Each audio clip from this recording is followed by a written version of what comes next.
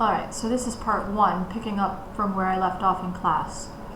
From North Africa, the Allies are able to begin their invasion of Italy.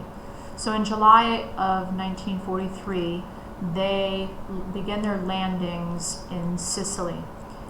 And this conquest of Sicily ends up being the trigger that brings about the collapse of Mussolini's government.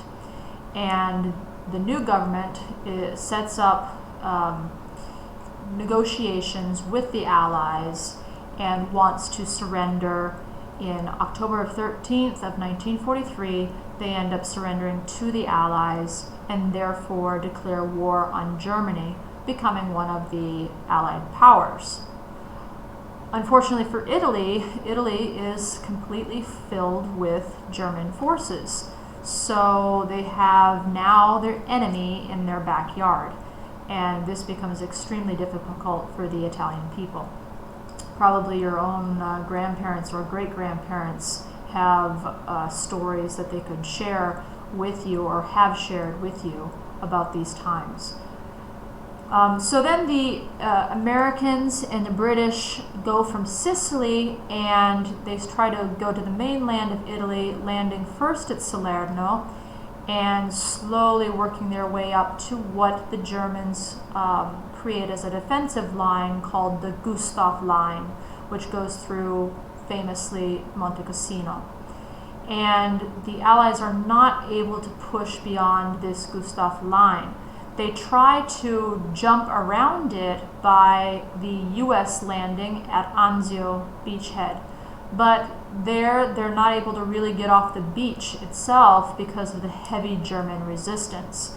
Finally, the Allies completely bomb and destroy Monte Cassino, and they are able to push through the Gustav Line. The Germans retreat from Rome. Fortunately, no one wants to destroy the beautiful city of Rome with all of its art and architecture, and so even the Germans respect this, and they pull out without fighting or bombing Rome.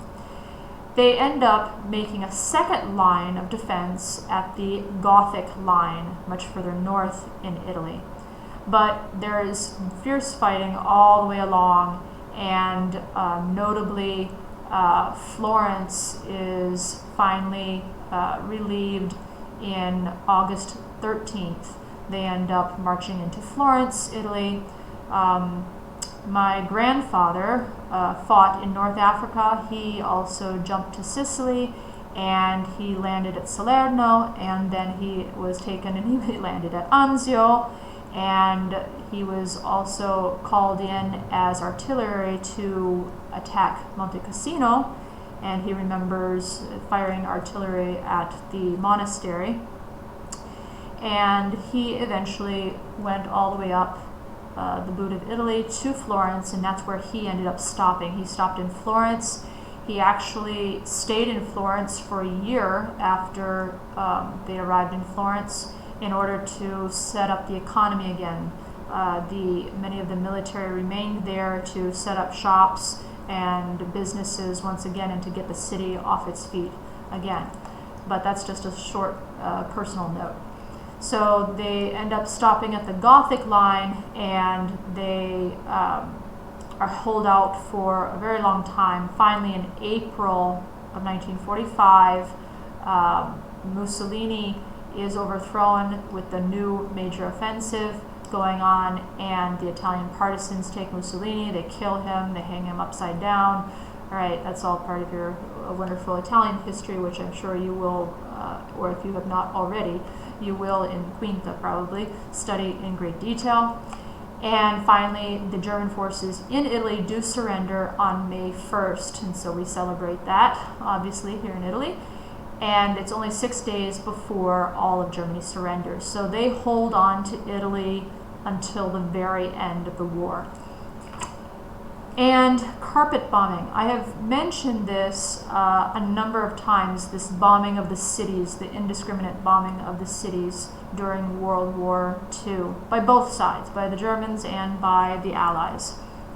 But it was a specific strategic method by the end of the war to purposely try to carpet bomb, and carpet is a tappeto, right?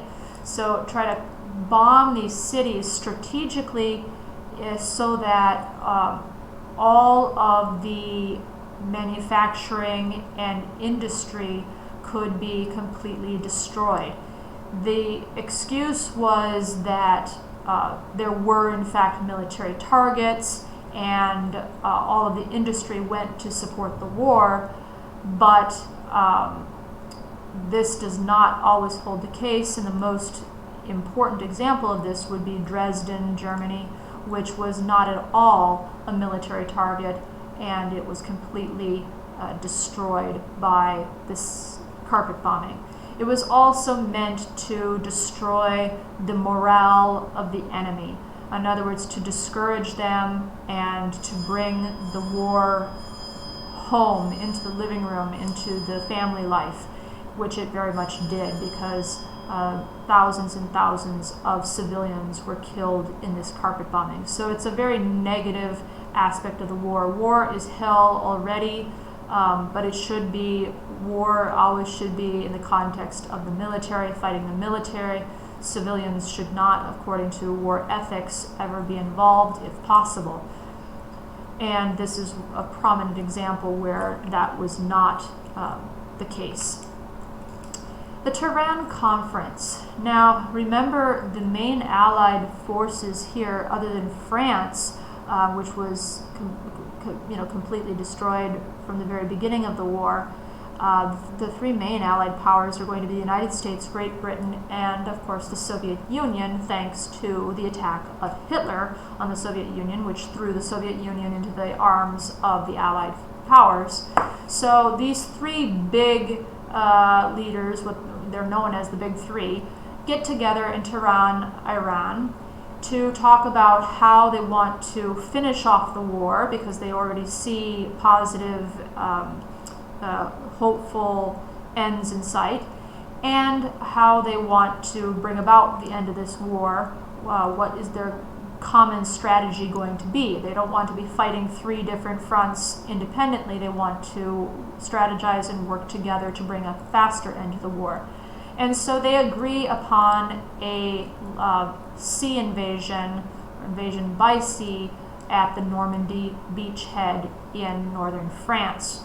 And it is named Operation Overlord, which will be the operation that WWII talks about after Easter. And it was to take place in June of 1944. So that's my bell.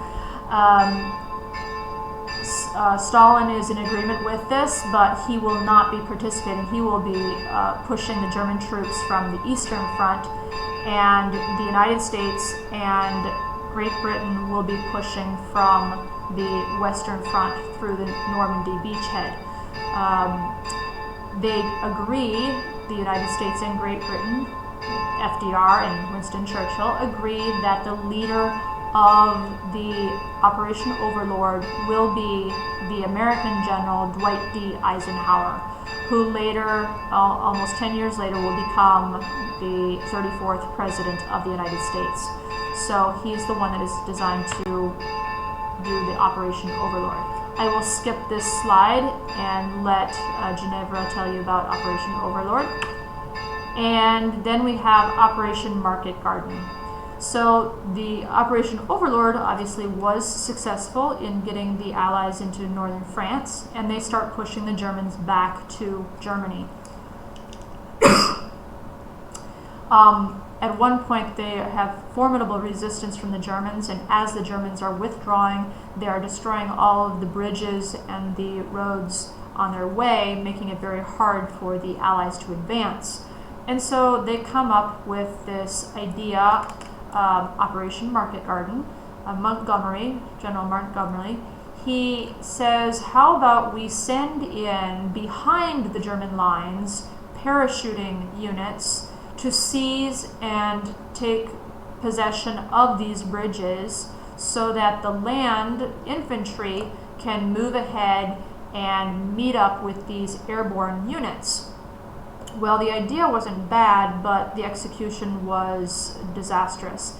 And none of the airborne units, except for one, were able to get to their appointed targets. One, the 1st Airborne Battalion, was able to get to the Arnhem Bridge, and they were able to secure it, but then the infantry was not able to reach them. And there's a whole movie that talks about this bridge that these airborne were able to capture, but then they were not able to be reunited with their troops, and it's called the Bridge Too Far. It was just too far to get to. So it was a disastrous operation and actually caused the Allies a lot of casualties. And then we have the last major battle on the Western Front. It will be the greatest American battle of the war in terms of casualties and men committed. This is a battle pushing the Germans back into Germany through the Ardennes Forest. And we remember the Ardennes Forest because this is where the Germans first pushed through into France. It's one of the 3 battle groups that they had created. One went through the impenetrable Ardennes Forest. Now they're pushing the Germans right back through the Ardennes Forest. And there's a moment when the Germans make a very strong assault against the American lines. And the American lines are pushed into what we call a bulge. So it's like a big bump. It's a big bend in the line. And that's why we get the name, the Battle of the Bulge. But they are able to withstand the attack, and they are able to win the attack. After this battle, there is no more major resistance before the Allies are able to march into Berlin. And they end up arriving in Berlin, and Germany surrenders on May 7th. So that ends the war in Europe on the Atlantic front. America is still fighting in the Pacific. And we'll go back to that with the part 2 of this video lesson.